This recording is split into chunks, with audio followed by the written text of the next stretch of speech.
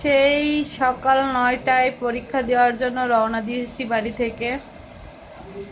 2টোর থেকে পরীক্ষা শুরু হয়েছে, খুলনায় পৌঁছাইছি, পরীক্ষা দিতে বসছি। সারা দিন শেষে এখন বাসায় আসলাম, মাত্র স্নান করে কয়টা ভাত খেতে বসছে।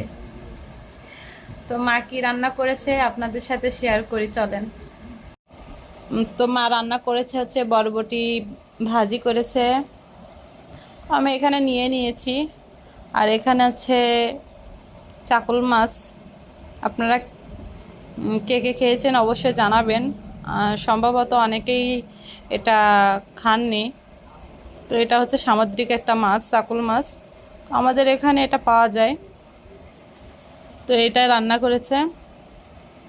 আর সুমাইন বড়ি দিয়ে তরকারি রান্না করেছে, ওটা আর আপনাদের আমি দেখালাম না, কারণ ওটা আমি খাই না, এই জন্য দেখালাম না। তো সবাই ভালো থাকবেন।